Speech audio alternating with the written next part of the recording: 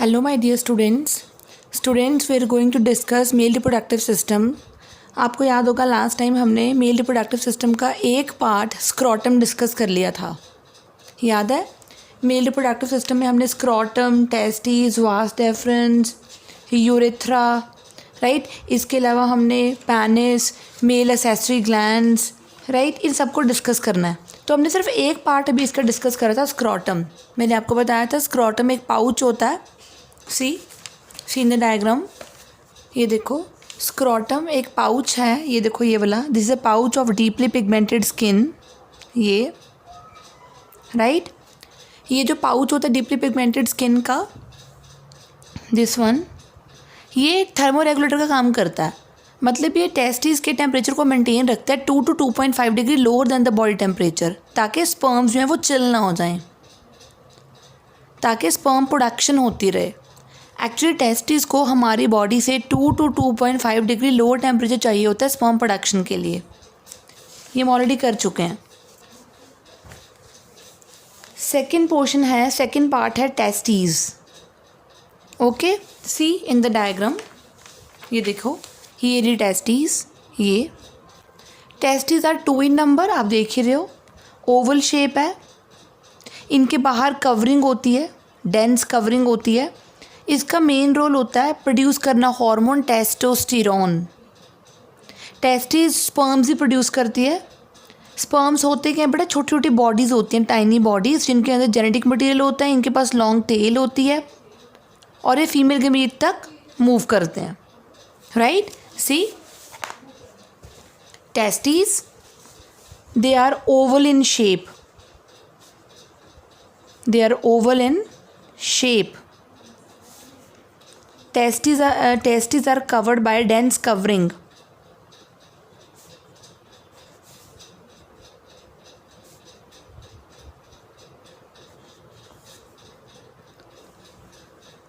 Okay, और जो इसका मेजर रोल है टेस्टिस का, that is to produce testosterone hormone. So major role of testes is to produce hormone testosterone. Testosterone hormone male hormone होता है, और testis help to produce sperms. तो sperm production के लिए भी, तो स्पर्म्स होते क्या हैं, स्पर्म्स बेटा टाइनी ऐसी स्ट्रक्चर्स होती हैं. सी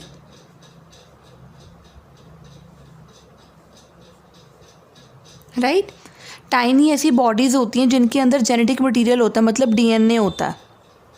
राइट, और इनके पास ये लॉन्ग टेल होती है ताकि ये स्विम कर सकें, ये मूव कर सकें टुवर्ड्स फीमेल गमीट तक. ओके, तो ये कौन बनाता है, टेस्टिस बनाती हैं. Okay, now third part is vas deferens.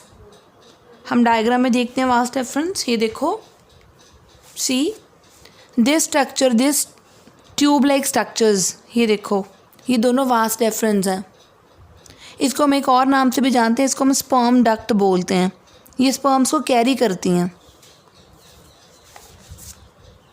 They are 2 in number, right, and they are about 40 centimetre long. एक की जो लेंथ है वो 40 सेंटीमीटर होती है. थिक हैं ये, और इनका काम होता है स्पर्म को लेकर जाना, स्पर्म्स को कैरी करना. So they carry sperms, they carry sperms to seminal vesicle. Seminal vesicle तक लेकर जाती हैं. सी सेमिनल वेसिकल कहाँ है, ये देखो डायग्राम में, देखो ध्यान से. ये देखो स्पर्म्स यहाँ से जाएंगे और यहाँ तक, सेमिनल वेसिकल तक. So they carry sperms to seminal vesicle, and you know the sperms are stored in seminal vesicle temporarily store हो जाते हैं यहाँ पे. Okay, right. Next portion is a fourth portion, urethra.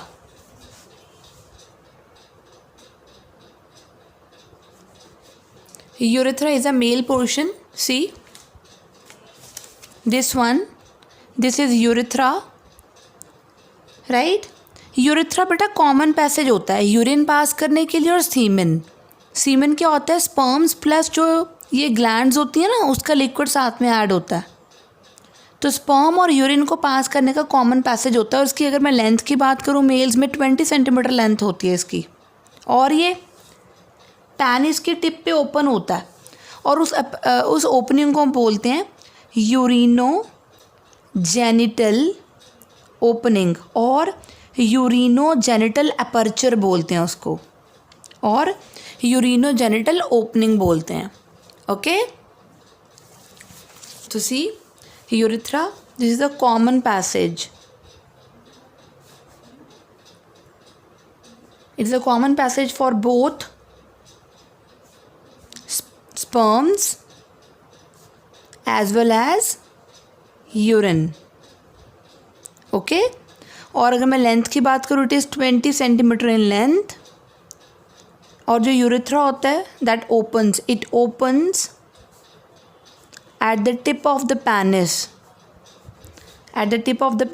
by urinogenital opening or aperture, right? So urinogenital मतलब urine भी यहीं से पास होएगा और गेमीट्स भी यहीं से पास होएंगे। So it's a common opening for both urine as well as for semen. Fifth portion is a penis, that is a male copulatory organ. ये देखो, दिस वन, ये structure sorry, this is a male copulatory organ. So penis is male copulatory organ. It is long, thick and muscular organ होता है ये। When the male is sexually excited, then during sexual intercourse the penis got filled with blood and penis got erected, और erect penis को insert करा जाता है in the female's body during sexual act so that sperms are released inside the body of the female. Okay, so it becomes erected during sexual excitement and it transfers sperms inside the female during sexual act. तो during sexual activity के time पे इस जो penis है that inserts sperms inside the female's body. Okay, next sixth part, accessory glands और male accessory glands, right? तो हम accessory glands की बात करेंगे पहले seminal vesicle की। seminal vesicle, बड़ा seminal vesicle ये देखो डायग्राम में 2 हैं, they are 2 in number. Okay, और ये ब्लैडर, यहाँ ये जो है ना, actually they are present near the base of bladder. यहाँ पे बेटा इस जगह पर मैंने ड्रॉ नहीं करा, लेकिन हम यहाँ पे यूरिनरी ब्लैडर भी ड्रॉ कर सकते थे। ये बेस पे प्रेजेंट होती है यूरिनरी ब्लैडर के, फाइन। और जो सेमिनल वेसिकल होती है ना, सेमिनल वेसिकल अपना कंटेंट रिलीज़ कर देती है इजैकुलेटरी डक्ट में। मैं अभी कराने वाली हूँ आपको कहाँ पे आइए, ठीक है। तो ये देखो seminal vesicle, they are a pair of sac-like structures present near the base of bladder, तो यूरिनरी ब्लैडर के बेस तक प्रेजेंट है, ये बेस पे प्रेजेंट है। ओके, और ये ना एक तरह से थिक स्क्रीशन रिलीज़ करती हैं। दे रिलीज़ थिक सिक्रीशन, और वो जो सिक्रीशन होता है ना that forms a bulk of the semen. Major part जो सीमेन में लिक्विड होता है वो सेमिनल वेसिकल का ही होता है, and forms the bulk of semen. Okay, और इसके जो लिक्विड होता है, इसका थिक सिक्रीशन जो होता है, उसमें क्या कुछ होता है, उसमें फ्रक्टोज होता है.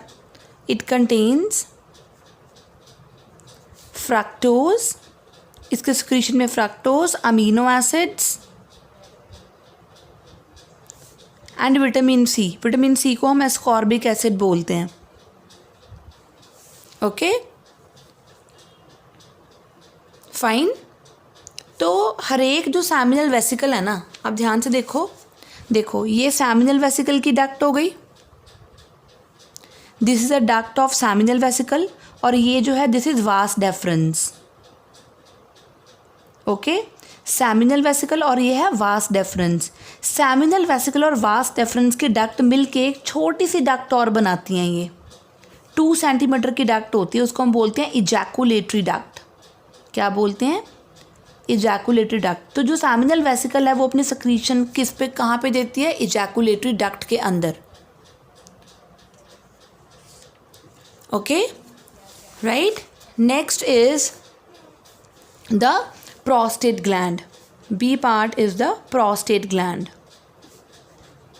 prostate gland बेटा सिंगल होती है, जस्ट वन.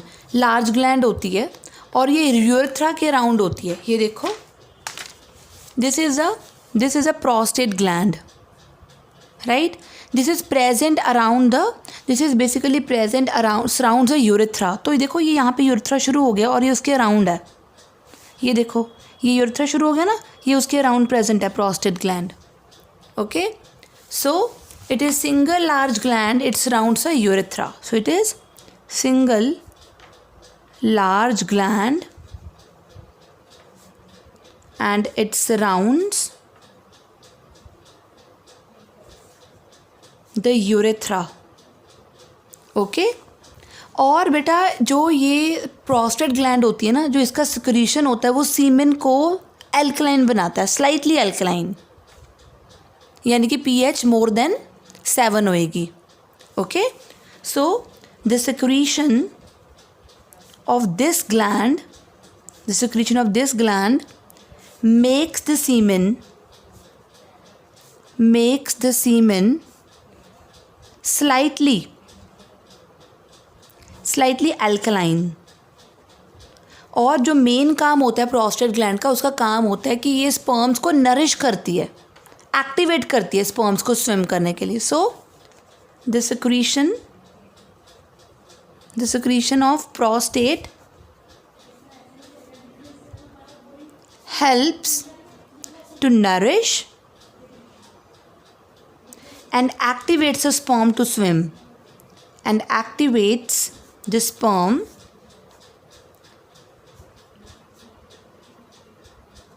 to swim. यानी कि स्पर्म्स को स्विम करने के लिए जो एक्टिविटी या नरिशमेंट चाहिए या उसको बहुत एक्टिव होना है, तो वो सिक्रीशन प्रोवाइड करेगी प्रोस्टेट ग्लैंड.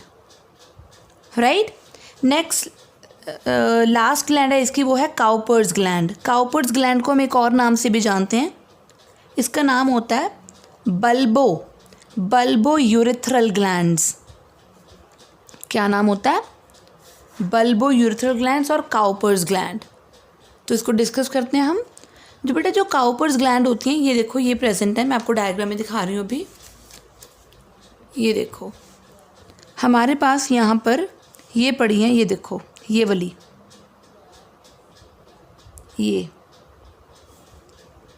ये हमारे पास काउपर्स ग्लैंड. इनको हम बोलते हैं बल्बो यूरेथ्रल ग्लैंड्स. राइट. ये जो काउपर्स ग्लैंड्स होती है ना, इनका मेन काम होता है म्यूकस सेक्रीट करना और एल्कलाइन फ्लूइड रिलीज करना यूरेथ्रा में. So they release mucus and an alkaline fluid, और एक एल्कलाइन फ्लूइड भी रिलीज़ करती हैं ये इनटू यूरेथ्रा. तो ये क्यों करती हैं ऐसा रिलीज़? क्योंकि ड्यूरिंग सेक्सुअल इंटरकोर्स, राइट, ये जो म्यूकस होता है ना, ये पेनिस की लुब्रिकेशन करता है ताकि ईज़िली फ्रिक्शन से बचा जा सके, ताकि ईज़िली पेनिस जो है वो इंसर्ट हो सके inside the females body. So they secrete mucus and alkaline fluid into urethra, or the secretion the secretion helps in lubrication of penis.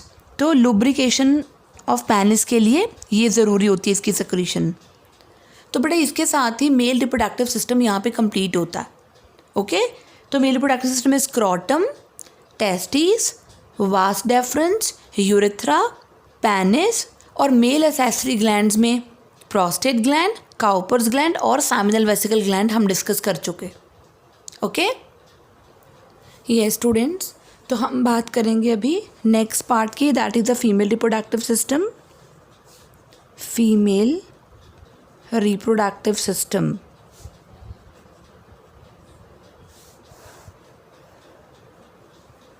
Right? Female reproductive system, it consists of ovaries, second part fallopian tubes, third part uterus, fourth part is vagina, fifth part is external genitalia.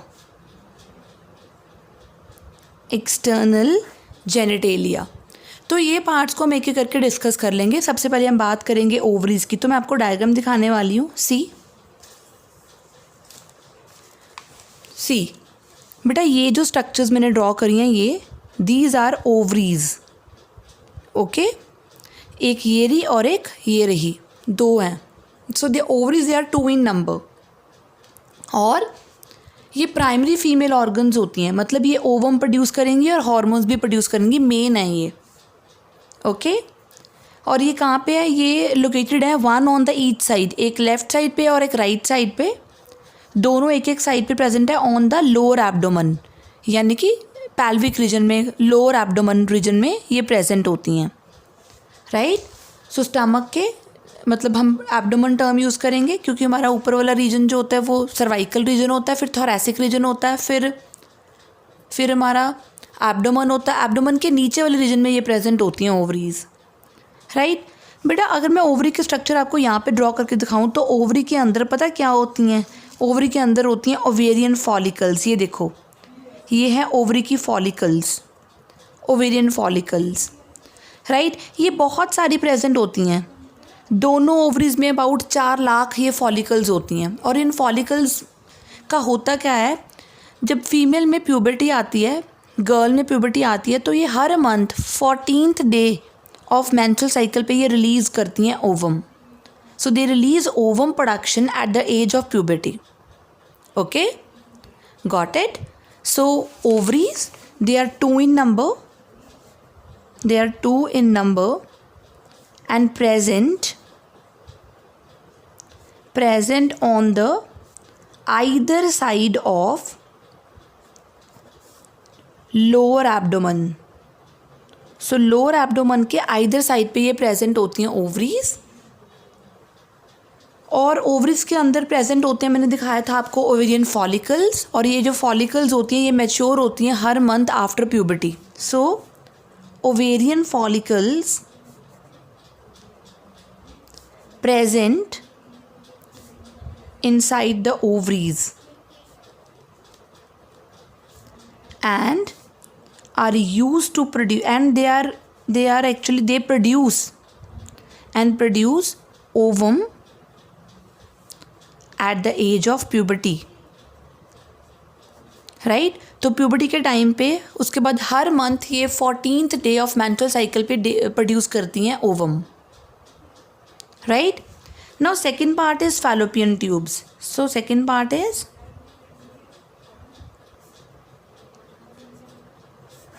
C fallopian tubes. ये देखो diagram में ये रही.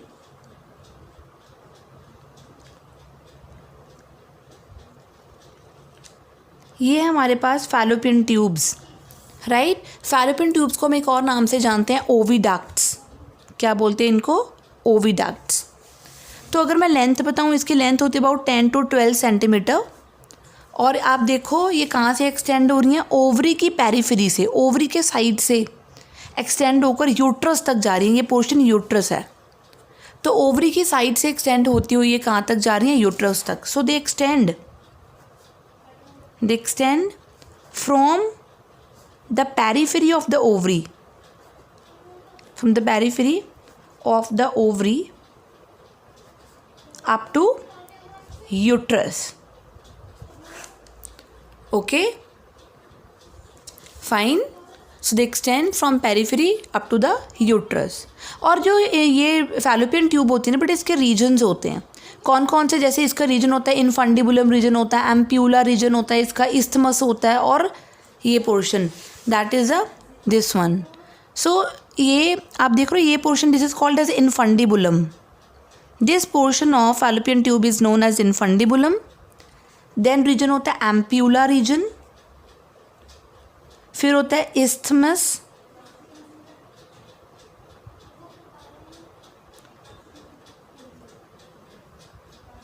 Right. ये reason होते हैं fallopian tube के. Okay, तो अब हम इसके पार्ट्स को डिस्कस कर लेते हैं. तो सबसे पहले बात मैं करी थी, कौन सा पार्ट है इसका, इनफंडिबुलम. इनफंडिबुलम, तो ये देखो इनफंडिबुलम, ये जो रीजन है फनल लाइक होता है रीजन, राइट. ये जो फनल लाइक रीजन होता है, आप देख रहे हो इस पर फिंगर लाइक प्रोजेक्शंस हैं ये वाली. इन फिंगर लाइक प्रोजेक्शंस को हम बोलते हैं फिम्ब्रिए. क्या बोलते हैं बेटा, फिम्ब्रिए. ये जो फिंगर लाइक प्रोजेक्शंस होती हैं ये ओवम कलेक्ट करने में हेल्प करती हैं. देखो ओवरी ने ओवम रिलीज़ कर देगा, राइट. ओवरी से जब ओवम रिलीज़ हो जाएगा तो ये फिंगर लाइक प्रोजेक्शन उसको होल्ड कर लेंगी, पकड़ लेंगी, और वो ओवम इनसाइड कहाँ जाएगा, ओविडक्ट के अंदर चला जाएगा. So infundibulum it leads to wider portion known as the ampulla region. और बता दूँ एम्प्यूला रीजन सबसे इंपॉर्टेंट होता है, यहाँ पे फर्टिलाइजेशन होनी होती है. So infundibulum leads to wider part known as ampulla and it is a region where fertilization takes place. And the last part of the oviduct is the isthmus region. It joins to the uterus. Okay, so infundibulum is funnel shaped,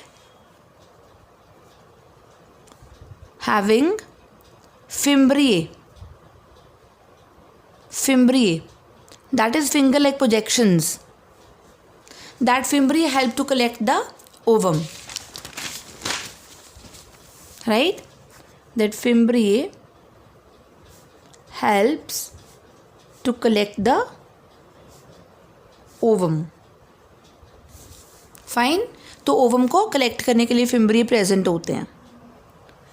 उसके बाद reason आता है ampulla. Ampulla it is a widest portion. It is a widest portion of fallopian tube where fertilization of male and female gamete takes place. ये काफ़ी important question है, पूछा जाता है what is the site of fertilisation. आप बोलोगे the site of fertilisation is the ampulla region of the fallopian tube of the female reproductive system. Okay, now the last part is isthmus, right, and it joins to uterus. Okay, next fourth part है vagina. Sorry, third part अभी रहता है. Third part is uterus. ये देखो uterus region, sorry this one, uterus. तो ये reason आप देख रहे हो, सारा यूट्रस रीजन है. तो आपको यूट्रस कैसा दिख रहा है, देखो मैं यहीं पे एक्सप्लेन कर रही हूँ, वहाँ पे नहीं लिखूँगी. यूट्रस होलो लग रहा है ना, मस्कुलर है, और इसकी स्ट्रक्चर ऐसे होते हैं इन्वर्टेड पियर की तरह, जैसे उल्टी नाशपाती रखी हो. ओके, और जो इसकी आउटर लेयर होती है ये वाली, ये लेयर आउटर, इसको बोलते हैं पैरीमैट्रियम. पैरीमैट्रियम. और ये जो लेयर होती है ये वाली बीच वाली मस्कुलर लेयर, इसको हम बोलते हैं मायोमैट्रियम. क्या बोलते हैं, मायोमैट्रियम. और जो इनर लेयर होती है ये वाली, इसको हम बोलते हैं एंडोमैट्रियम. क्या बोलेंगे बेटा, एंडोमैट्रियम. सो 3 लेयर्स होगी यूट्रस की. पैरीमैट्रियम सबसे बाहर वाली, फिर मिडल लेयर को मायोमैट्रियम, और इनर लेयर को एंडोमैट्रियम बोलते हैं. यूट्रस का एक और नाम भी होता है, इसको हम वॉम्ब बोलते हैं, वॉम्ब. सो यूट्रस का मेन काम क्या है, यूट्रस ही एक ऐसी जगह है जहाँ पर एम्ब्रियो इम्प्लांट होता है, राइट। तो यूट्रस में ही बेबी को इम्प्लांटेशन या एम्ब्रियो की इम्प्लांटेशन होती है।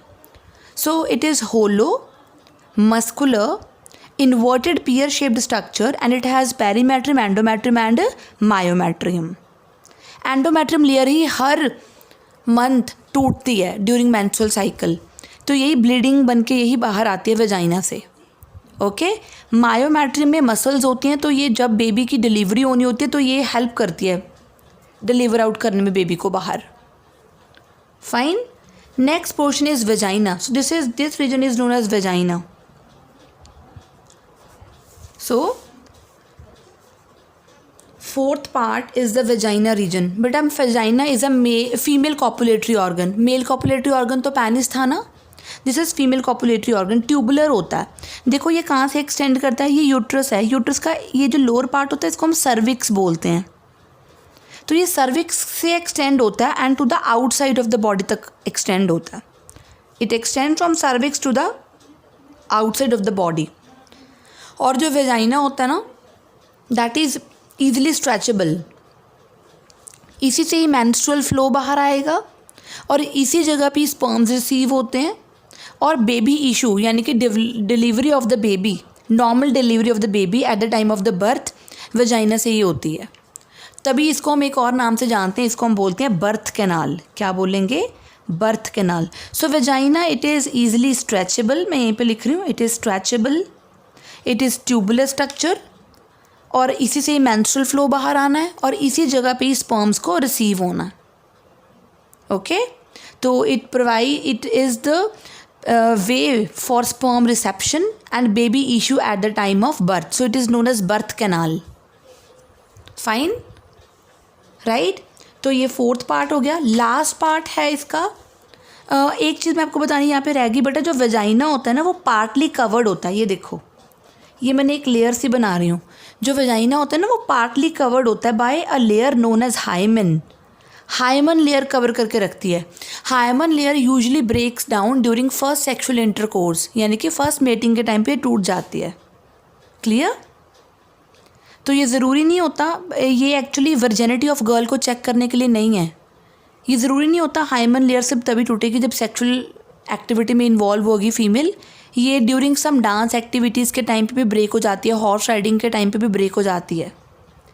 Last part, that is the fifth part, is external genitalia. External genitalia मतलब बाहर जो फीमेल का रिप्रोडक्टिव ऑर्गन्स होंगे बॉडी के बाहर, ये तो बॉडी के अंदर होता है ना, राइट। तो उसको हम एक और नाम से जानते हैं, हम बोलते हैं उसको वल्वा रीजन। क्या बोलते हैं? वल्वा। उसके आगे और रीजन्स होते हैं, ये देखो। एक्सटर्नल जेनिटेलिया में ये रीजन जो मैं अभी ड्रॉ कर रही हूँ ये है मोन्स प्यूबिस। क्या बोलते हैं इसको? मोन्स pubis.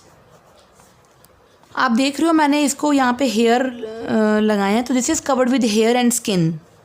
This one is known as mons pubis. उसके बाद एक रीजन होता है, उसको हम बोलते हैं लेबिया मेजोरा। ये देखिए आप, ये स्ट्रक्चर, ये वाली, this one is labia majora. ये जो होता है ना, ये जैसे मेल में स्क्रोटम होता है, उस मेल के स्क्रोटम की और लेबिया मेजोरा की स्ट्रक्चर सेम सी होती है, right.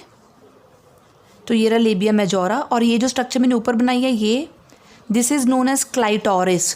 Clitoris is basically known as pleasure button. Pleasure button जिससे फीमेल को सेक्सुअल एक्टिविटी के टाइम पे a kind of a satisfaction होगी।